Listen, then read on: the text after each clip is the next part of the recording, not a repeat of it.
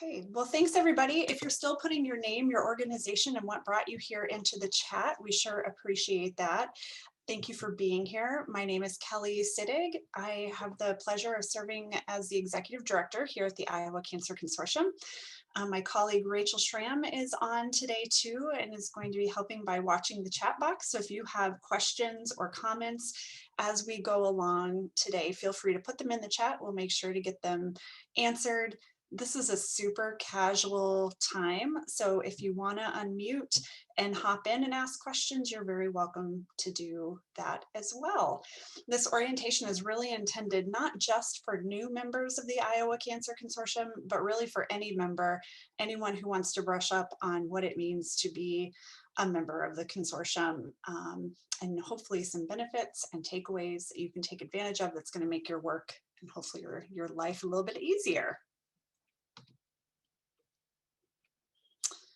All right, so if we do our job right today, before we are done, you will be able to describe the Iowa Cancer Consortium, which is a big deal because we have a joke here at the consortium that even after working for about a year on staff, you're lucky if you can really truly describe everything the consortium does. It's a complicated beast, but that just indicates, I think, how complicated collaboration is, and also how important collaboration is, and how complicated cancer is, right?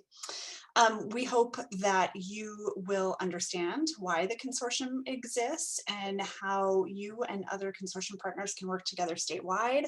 And then we want to give you some ways that you can get even more deeply involved if that is interesting and helpful to you. So Rachel made this slide. This is my pup, Annie. And she is reading the Iowa Cancer Consortium, or I'm sorry, the Iowa Cancer Plan.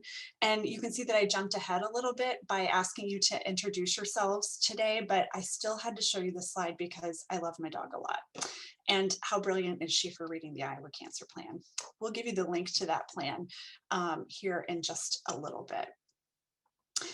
So I think if you are on this call or on this meeting, you are familiar at least somewhat with cancer control in Iowa, and probably beyond Iowa as well. And so you likely recognize that cancer is a very costly disease, both in dollars, in lives, and quality of life. And addressing it is very, very hard to do alone. So that is why an organization like the Iowa Cancer Consortium exists. Our purpose is to bring people like you who are stakeholders, who are professionals, who are advocates in the world of cancer control, to bring folks together so that we can make the cancer control work in Iowa bigger and amplify it and ultimately reduce the burden of cancer even more for people living in our state. We like to ensure that when folks work with the consortium and are members of the consortium, that they can be promised an experience that includes things like finding credible sources, a professional environment, creativity and innovation, and how we address cancer control. Equitable programs and services, and ultimately working towards equitable collaborative cancer control in the state. They can find empowerment in the work that they do. And you'll see that the biggest word here is collaborative. And that is because, as I've mentioned, really that is at the heart of what the consortium is about. We want you to find folks to work with, find people who can help you with your work, and vice versa, to build partnerships that are going to help reduce the burden of cancer in our state. I mentioned that the consortium is a complicated animal, and this image that we have here, I don't even know if you'll be able to read the smaller words, so no worries. And there are no quizzes about our structure later, but I do want to tell you a little bit about how our organization operates. So we are a nonprofit organization, so we have independent status. I don't know, can you see my cursor here on there? Okay. So I like to explain our organization as like this. It's like a tripod or like a triangle. So, which happens to be like the strongest shape, right? Is triangle, those 3 points. Just a little side note. So we have our nonprofit organization here in the middle, and we rely really heavily on the support of the Iowa Department of Public Health and the University of Iowa Holden Comprehensive Cancer Center over here. We use funds from the Department of Public Health. Our primary source of funding comes through a competitive 5-year grant funding opportunity here.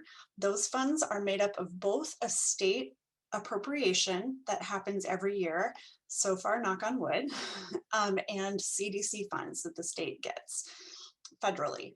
We get that grant, we use some of it to contract with the University of Iowa for HR, basically, so that our little nonprofit doesn't have to do things like payroll and has easier access to benefits.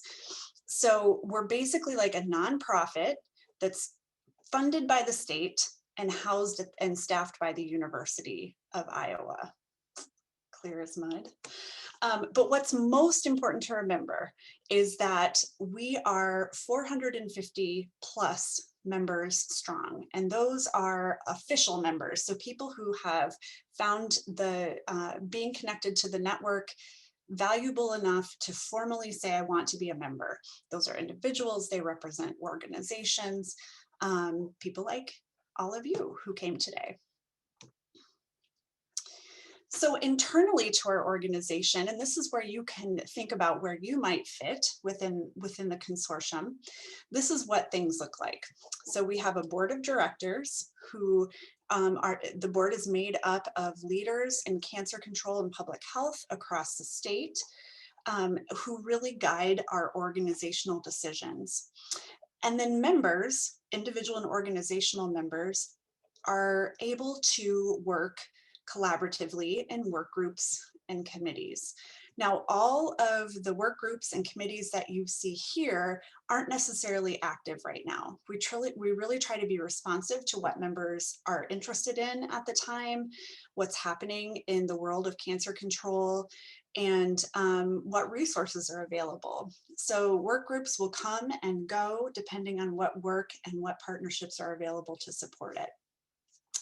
Right now, some of the work groups that are more active include health equity, research and clinical trials, tobacco, and then I want to mention our policy committee too, because I think that's probably of interest to some of you on this meeting. We meet during, the policy committee meets during the Iowa legislative session to connect partners again so that we can all amplify legislative priorities. I will say we are a neutral organization, so we can share partners and members legislative priorities, information, but the consortium itself does not take positions on specific legislation. I'm going to show you at the end of my slide deck here how to select which committees and work groups you hear from. So if you see one on here and you're like, ooh, I think that's a really good fit for me, or I think I'm signed up for this one, but I think I'd rather be signed up for this one, or maybe you want to be signed up for both, I'll show you how to do that. I'm going to pause actually before I start talking on this slide to see if there are any questions so far. Feel free to take yourself off mute and ask, or type it in the chat box. I'll check the chat box too.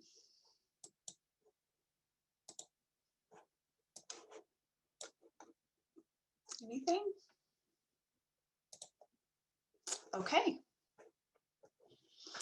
All right, so I mentioned that we're made up of, because we're a network and we're a coalition, we are made up of members, and we have about 450 members right now. That includes around 150 individual members and then 303-ish members that are linked to organizational memberships. And you can see the logos of our organizational members here on this page. But our network is actually a lot bigger than that and stretches to more like over 2,000, which I think is really one of the strengths of being involved in a coalition like this one. Generally, we're often able to connect folks to partners or even certain types of partners that they're looking for. Because of the size of this network. So that might be a big takeaway that isn't necessarily in the slides, but is important to remember. If you're part of the consortium and you have a need, one of the best things you can do is to reach out to our staff and say, hey, I need to connect with someone on the western side of the state who has connections to a public health department, X, Y, and Z, and often will be able to match you up or at least get you pointed in the right direction. And it's because of this network.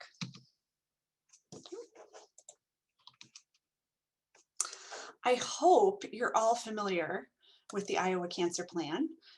If you're not, Rachel, would you drop that link in the chat so people can go right to the page?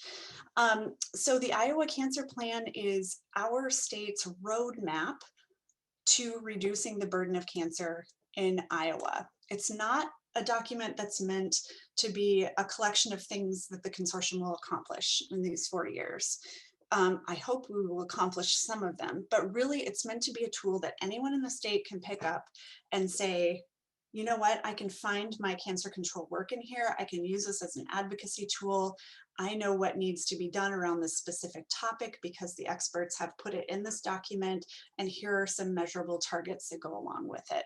So it's really meant to be a tool. If you haven't looked, I would encourage you to check it out. I will also mention, you'll notice that this current edition goes through 2022.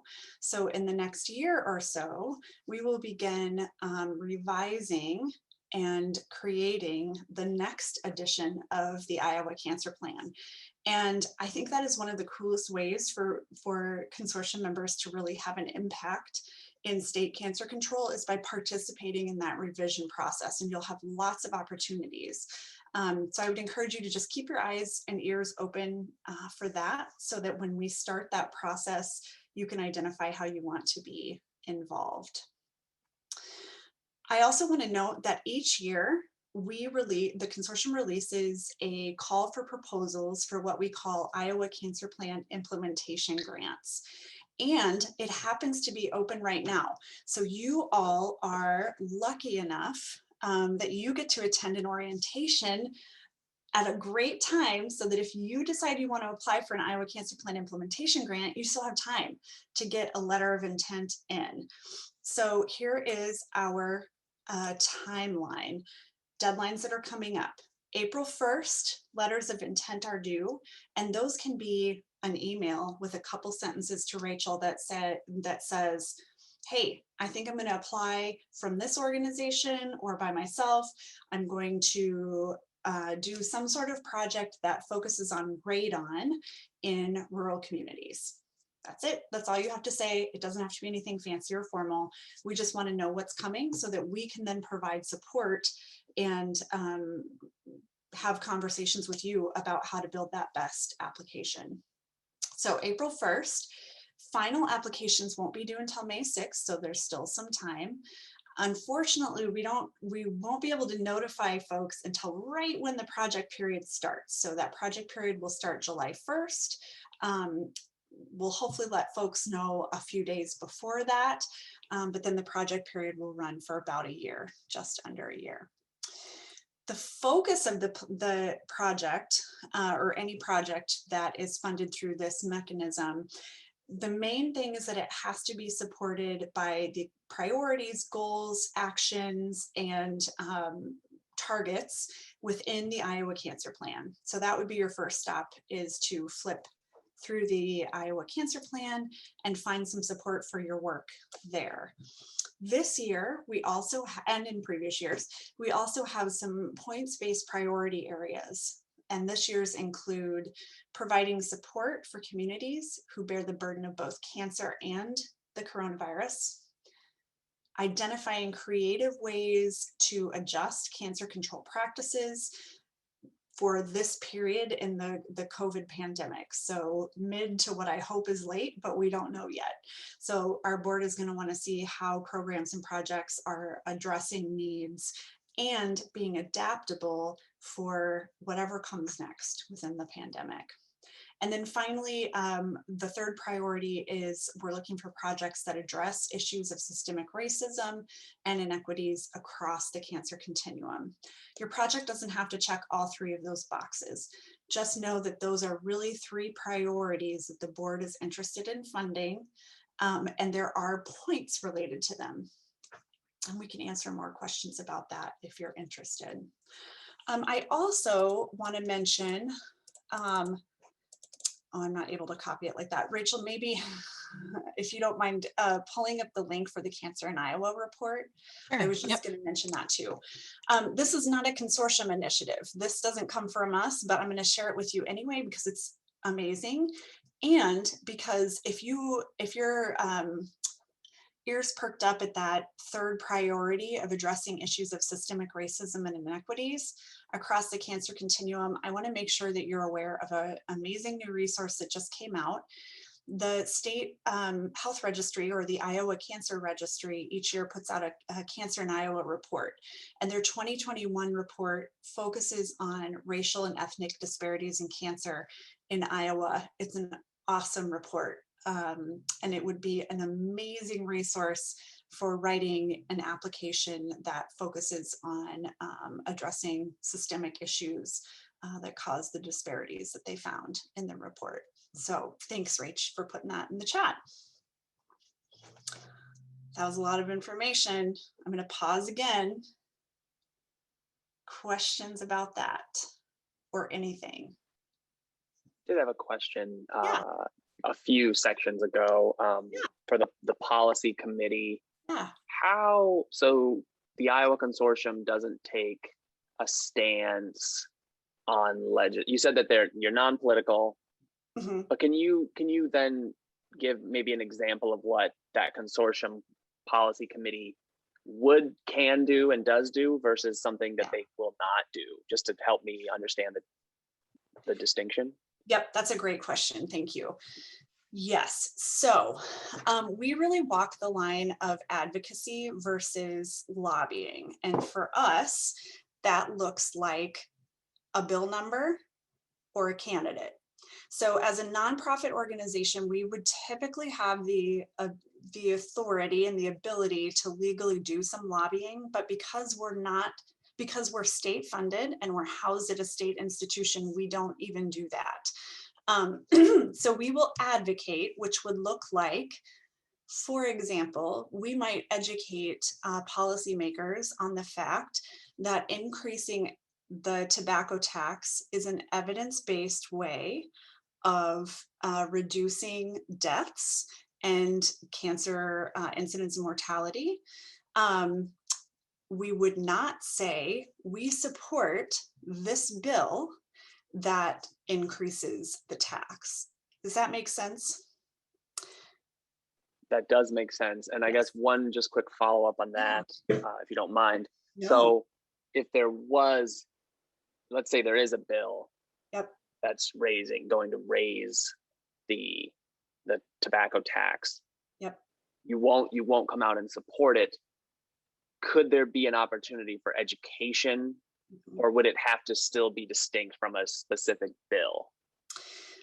What we would do, so in that case, let's say there was a tobacco tax bill and our partners at the American Cancer Society Cancer Action Network were releasing action alerts on that. And so ACS CAN would say, most likely, hey, we're for or against this bill, call your legislators. We would not ask people to do that, but we would let them know that ACS CAN has released that action alert. And that's really one of the benefits, I think, of our policy committee, even though we're not going to be doing action alerts, again, because of the network and because of the number of partners and the diversity of partners that we have, we're able to act as a hub for some of those action alerts and forward them to folks who are going to be interested. We won't say whether we're for or against them. We won't take a stance, but we'll let people know how other organizations that they might want to check out or might be aligned with feel about the bills. Thank you. Yeah, no, that's a great question. Very clear and good to know. Thank you. Yeah, thanks. Hey, do you mind if we go back to the grant process? Yeah, please. I was looking at last year's awardees, and it seems like they were great. I would hate to apply and have another really deserving applicant, or be selected. Not that I would be selected, but I wouldn't want to compete with somebody doing really important stuff. So how competitive is the process? How tight are your dollars? How would someone like me be strategic so as to not get in the way of someone who's doing something really impactful? What a question. What a question. So first, I would say you should definitely apply. Second, I would say that's why we both have the grants are externally reviewed by people outside of Iowa, and why we don't just make decisions based off of the grant reviewers. So scores from external neutral reviewers are definitely taken into consideration, but ultimately our board of directors, who are very in tune with state cancer control and the needs within that arena, they make the ultimate decisions. So I think anyone could submit. I would hope that anyone could submit an application and feel confident that this group of experts in cancer control are going to try and pick the projects with the greatest impact. Let them worry about making Yeah, yeah. I got you. That makes sense. Yeah, and in terms of competitiveness, we depends on our budget. We don't have our fiscal year 22 budget done yet, partly because we wait every year to know what we're getting from the state. Also because we're trying to still make some just programmatic decisions, but we generally have about $75,000 to $100,000 to award. I think the average of our grants is about, I want to say 9,000 to 12,000, even though we offer up to 25,000. We typically get anywhere from 19 to 25 applications is all, and we generally award anywhere from, I would say, 5 to 8. So it's not the most competitive application process. We're not getting hundreds of applications. I don't know if that answers your question. Yeah, okay. The other thing I would say is key to this opportunity is the board really wants to see people who are being collaborative. And I think, I think the more true collaboration that you're able to show, probably the stronger your project is going to be anyway. And so that would be something to keep in mind too. Like if you have something that you, so I'm assuming like a rural project, then we're going to hope that you're connecting with Mary Charlton and Angeli Deshpande and all those folks who are working in rural cancer control, who are going to help make sure that project is super strong and you can show that you're collaborating. Chances are Mary's fingerprints would be all over it, but I was sort of just thinking strategically. Yeah, no, that's a great question. Thank you. What else?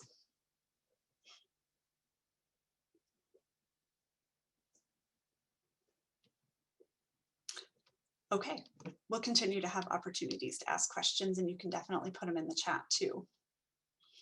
So let's talk about why even be a consortium member. So number one is networking. And I think this has already been a theme of what we're talking about here, right?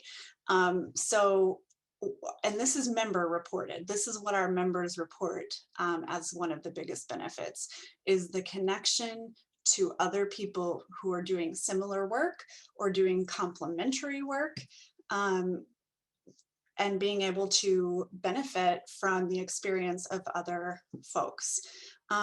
Ways to really take advantage of that networking. Again, reaching out to staff and saying, I need somebody who does this, and let us see if we can help do some matchmaking for you. Attending work group and committee meetings in areas that you're interested in, attending our spring meetings and the Iowa Cancer Summit, which we'll talk a little bit more about. Um, and I already mentioned, yeah, asking to connect with other folks. So if you, again, if you have a type of partner in mind that you'd like to connect with, let us know, and we will do our best to help you do that. We have leadership opportunities within the consortium as well. So our work groups and committees have volunteer member leadership. Whether some have a chair, some have co-chairs, some have tri-chairs. It really depends on the specific group. We have, as I mentioned, a traditional nonprofit board of directors that's selected by our membership. We do a call for nominations every year, and that actually will be coming out pretty soon for our next cycle. So you can nominate yourself, nominate someone else, and then ultimately the membership votes on who is on our board of directors. But that is open to any member. Sharing your knowledge is huge. So, and often I think leads to kind of some bigger sparks of collaboration and knowledge from that. We have lots of ways that that can be done. Rachel put together an awesome blog for us, and members can write blog posts that live for eternity on our website, and that you can use as a communications tool for what you're doing. You'll have a link to it. You can send that to members and partners. And of course, it goes out to our broad network. If you have information that would be helpful for cancer control members and partners to know, we can put it in our newsletter. We do social media. So again, if you have connection, interests, and needs, we can probably find a fit for that. And then another way is just to be thinking about cancer control and the work that you're doing. So we've talked about the Iowa Cancer Plan. There's a ton of great information in that. Getting involved with the revision of that, especially in an area that's of special interest to you, is a wonderful way to get connected. Applying for a grant is a great way to get seen by our board of directors and established in that cancer control world. And then again, advocating for cancer control. I would encourage you to sign up for the policy committee to be active in that. So we like to talk about thinking in solutions on our team. And these are just a few more ways. I think we've probably touched on all of them, but we want to help people not find roadblocks, but figure out ways to get around roadblocks and over barriers. And some ways we do that are through the cancer plan. We'll set up virtual coffee dates for you. So we do joke about being matchmakers, but that's really what we're trying to be, partnership matchmakers. And we'll set up coffee dates for you even, or it doesn't have to be coffee, whatever, tea, afternoon snack, whatever makes you happy. Find partners to apply for your grant. And again, think broadly about how equity connects, how cancer and equity connect with other health and social determinants within your community. So that kind of goes back to our priorities, both within the cancer plan, but also within the grant application. So again, we've talked about some of these blog posts. I got ahead of myself earlier. We're always looking for speakers for our summit or spring meeting. And so if you have speaker ideas, or you feel like you want to share your expertise, let's have a conversation about that too. We like to both highlight what's happening in Iowa, and when we're able to bring in national speakers that are going to help Iowans learn and just get a new way of looking at things. So any and all ideas are welcome and encouraged there. I'm going to skip over that one. So learning is a big benefit that our members have identified as well. And a few ways to take advantage of that. You should all be getting our monthly newsletter. And Rachel and one of the other Kellys work really hard to put that out and to make sure that there is up-to-date and relevant cancer control information included in that newsletter. We like to remind folks to be comfortable with discomfort too. So we are trying to be the best stewards of state dollars and the best partners and neighbors for everyone in Iowa.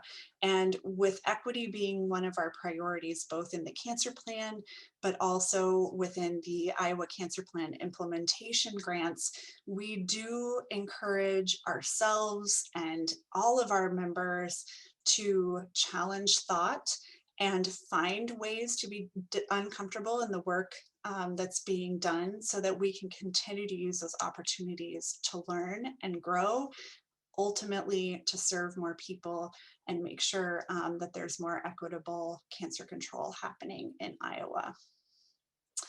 And I love this one. Rachel put this slide together, but I love this, and I love this bullet. So lean into educational opportunities about topics or disparities you don't know much about. And we are trying to offer opportunities for learning in things like systemic racism and social determinants of health. And those are always opportunities, I think, especially for those of us here in Iowa, to lean into and learn. But it's also really interesting, I think, to dig into other specific cancer control topics. So if you're a traditional kind of like screening person is your expertise, maybe dig into some of the, a treatment or clinical trials work group and see what that is like and just what's happening in that world. Just trying to broaden our horizons here so that we can all, again, amplify the work that's happening. And we want to help you share what you're doing too. You all are doing the hard work. Our staff, I don't think I mentioned it when we looked at that internal structure picture, but our staff, we consider ourselves coalition members too. We're just non-voting members. And our role is to provide support at all levels. So at the board level, at the work group and committee level, at the member level. But one thing we also want to do is to help all of you talk and share the good work that you're doing. We've talked a lot about trying to find partners and, how can you find folks that are going to help you do your work bigger? Well, we know there's already really great work going on, and sometimes talking about that will lead to even bigger things. So we want to share the great work that you're doing. Don't be afraid to let us know what's going on and what's awesome. And we'll help other people learn what's awesome too. Okay, so we talked about the conferences. We have the summit every fall, and we have spring meetings every spring. So we used to go out into different communities during the spring and do a few different spring meetings. Obviously, that's not happening. We're not quite there yet. Again, so our spring meetings are going to be virtual. And we haven't even released the dates yet, but I'm going to tell you what I think they're going to be. You guys are going to be the first people to know what our spring meeting is going to be. So Monday, May 10th in the morning, it's going to be bright and early in the morning. But when you see what we have planned, I think you'll be willing to do, like, it might be a 2-cup of coffee day, but I think it'll be worth it. And then Tuesday afternoon for a few hours, Tuesday, May 11th. So I think we'll have some save the dates come out pretty soon, but go ahead and mark your calendars because I think that's going to be great. And those are free to members. So watch for that. This is our staff. I won't leave this one up too long, but I will. Rachel, maybe you could drop my email and your email in the chat. That would be awesome. So if you have any questions, you can also email us at staff@canceriowa.org and it'll get to somebody.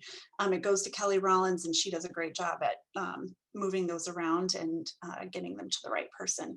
So please reach out anytime. There's no bad reason to reach out to our staff. We are here to help you do work. I'm also excited to tell you that pretty soon we're going to have a 5th team member joining us next week. So watch for information about that. So we can help you do even more work. Okay, I'm going to walk you through how to access your member account online. If you want to do it along with me, you're welcome to. Start at canceriowa.org. I'll give you a second to pull up your browser. So canceriowa.org. I'm going to stop sharing for a second. And I'm going to pull mine up and share again. Okay, everybody see my browser? Yeah, okay. So if you're here with me at canceriowa.org, there's this member login button up here. And if you're all members, which you should be, just click on that. Oh, and darn it. Okay, hang on, I gotta log out for you to get the experience here. Let's try this again.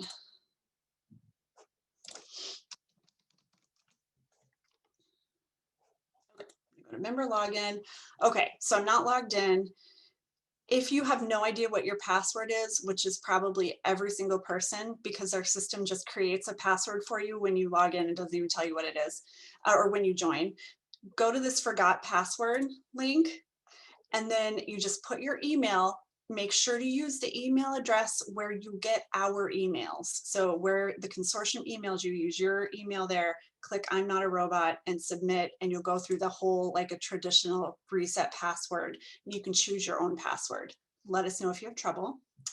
So I am ready to log in here, and this is what you see. So this is a really cool benefit to being a member. If you go up here to membership directory, you have 450 new friends. Well, 449, because your name is going to be on here too if you checked that it was okay to share. So, but the really cool thing about this is that, let's say you're like, oh, I really need someone at the American Cancer Society. Look at all these new American Cancer Society friends who are members of the consortium. And you can look that way. Now, some people will have chosen not to have their profile public, which is understandable and totally fine, and they won't be listed here. But so let's say, let's see. Let's say Natasha Askelson here at the College of Public Health at the university. You're like, oh, I'd really like to connect to her. You just click on it. You can see which work group she's interested in, what her, like how she identifies in terms of cancer control, her email address, her phone number, where she's located. I don't think you can't find her complete address, but you can find her email address here. You can even send her a message through the portal. So that's pretty cool. And then the other thing I want to show you is, let me see if I can remember where it is. Back on, okay, right here. So it's already telling me I'm a member. So this is just the main page after we did the login. And you can edit your member profile. And this is where you can go in, click edit profile. And if you scroll down here, committees I'm interested in. Now there are going to be more committees than we have active, FYI. Same with work groups. But if nothing else, check them, the ones you're interested in, because then you've identified yourself as having an interest in that. As interests arise, and if somebody comes and says, I need somebody who is super interested in quality of life, well, we know the folks who are interested in quality of life in here. So check it, even if you're not sure if it has an active work group. But this is where you can edit yourself. Mine are all checked because our staff is a member of everything. But yours can be as many or as few as you'd like. Check that and then save. You can even upload your photo so we can see your face, and then you're done. The other, let's see, everything else, so events you should have access to even if you're not logged in, but this is a good way to see what's coming up, including committee and work group events, today's member orientation. But I think the biggest benefit to you here will be your membership directory and editing your own profile. Questions?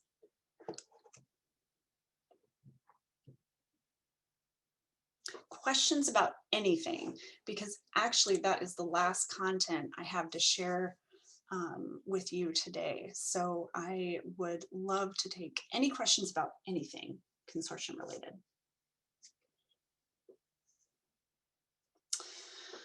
Okay, I am not able to see the membership directory on my homepage. Let me, oh, wild apricot, what's happening? Okay, we're gonna get this figured out. I'm making a note and we'll let us do some research and we'll get that figured out and get you emailed. Brianna and Cassandra, not accepting my email. Did you do the password reset, Cassandra, is my question.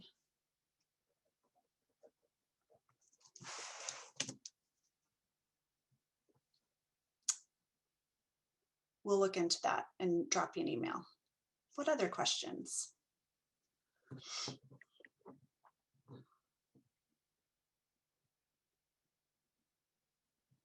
How would you sign up for an active working group? Great question. Thanks, Jeff. The same way you would sign up for an inactive working group. So you just want to make sure that that box in the directory is checked. Let me tell you, here's a secret too. If you're like, I don't want to deal with this online stuff, you can also just drop us an email and be like, hey, can you make sure my name is on the policy committee list? Or can you make sure my name is on the rural work group, or whatever you're interested in, and we can take care of that for you too. We don't want it to be too much of a headache. Did that answer your question, Jeff? Yeah, okay, cool, thank you. Which one are you interested in? Yeah, okay. What else? Equity, great. Yep. Do you want me to sign you up? Yeah, okay, great. We'll do that.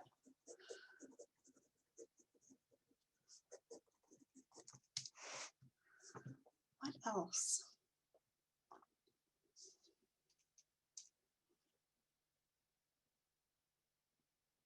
Okay. Okay, so sure my membership's out of track. Okay. Okay.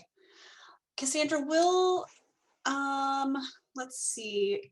Would you maybe private message Rachel or I your email address just to make sure that we have it, and then we'll do some research and drop you an email. That would be awesome. Okay. Well, I want to thank you all for taking time to be here today. I hope what you heard was helpful somehow. If I had to give you any, like if I had to summarize it into some takeaways, it would be: one, consider our staff like your primary resource for cancer control connections. We can often find resources. Like if you have a question, our staff may not know the answer, but we will know where to find it, or at least how to eventually get you there. So consider us a resource. Check out our events, including the spring meetings coming up, which nobody knows about yet but you. And three, I would say, make sure you're identified with a work group that you're interested in, if there is one. Okay, I'm going to add a fourth. Just take note of the newsletters too. And see what you would like to contribute, or see if it's helpful to you, or if you have ideas. Let us know. That was a lot of takeaways. Sorry, I meant for it to be clear and easy, but it's a lot. All right, thank you, everyone. I'll hang on for a while in case anybody wants to stay and chat or has questions, or whatever. But I want to just thank you so much. We're looking forward to working with you.